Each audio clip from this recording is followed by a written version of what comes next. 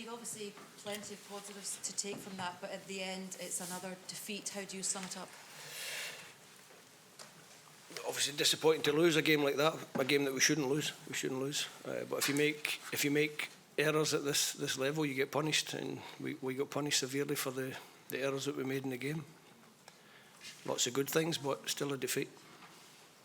Grant Hanley, an experienced defender, how do you explain his challenge at the end, and what kind of frame of mind is he in right now? Everyone's disappointed. We lost a game that we shouldn't have lost. It's not about picking out individuals.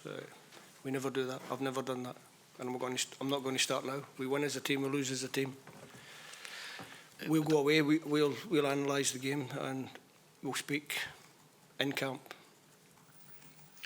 Hi, Steve. We really needed a positive result after the Euros, didn't we? How much of a setback does this feel? I think if I analyse the performance, I have to be happy with the performance. So there's a small crumb of comfort for a head coach, in that we didn't have a lot of time to work on the training pitch. We knew the system that Poland would play would cause us one or two different issues to maybe what you would normally face.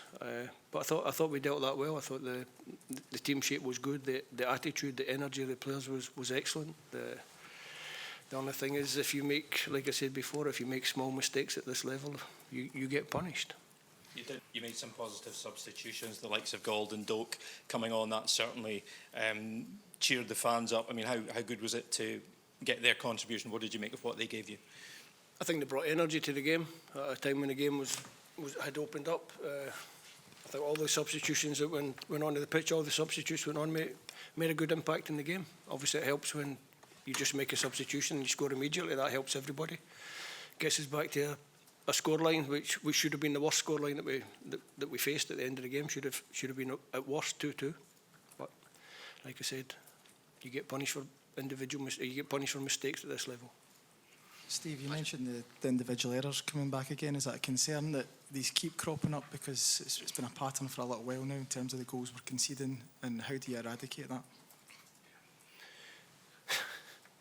Good question. Keep working hard. That's the only thing you can do. Work on the training ground. Ask a little bit more out the players to not make those errors, and hopefully as we move forward, that will be the case. Steve, Scott McTominay's the one that was chalked out early on. It didn't look as if he knew much about what happened with the handball. What did you make of that? VAR said it was a handball. That's it. Steve, despite the disappointment that everyone feels, do you feel as though this is a good starting point for this campaign, that the changes you've made, the kind of moving of the play, do you feel as though it's a good starting point for us? At this moment in time, it doesn't feel good anything. But I think when you think back to what I said before was about building a squad and trying to bring a freshness, there were a lot of good things in the game. If you want to just report on the scoreline, it's negative. It's disappointing for everybody. If you want to look objectively at the performance, there are a lot of good things that we can take forward. Obviously, some things that we have to eradicate from our performance, and that's what we have to look to do. If we can keep that positive energy around the camp that we have now, going into the next 5 games, which won't get any easier. It certainly doesn't get any tougher than going to Lisbon to play Portugal. So, no, at the moment I just feel really disappointed for the players, because I thought their efforts deserved to get at least a point out the game. So I'm sure we'll get over that disappointment. Tomorrow we have to reflect on the game a little bit, and then move on to the Portuguese. Last one, Michael. Steve, it might have been a kind of tricky night with the supporters, but I mean they did really buy into that second half. Yeah, fantastic. Even in the first half, when the game or the goals went against us, I always felt that the supporters were with us. The start of the second half, obviously we get the early goal. The supporters never... I think the supporters enjoy watching their team when they play like that. Obviously they don't enjoy going home on the back of a disappointing defeat, but I think they can see that we try to do something a little bit different. We try to play a little bit different. We try to put some positive energy into the team, and the supporters were fantastic in the summer.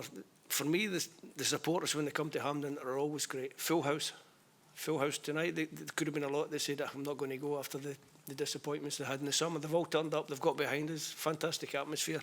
I'm just sorry that they're going home sad again. Okay, thank you all.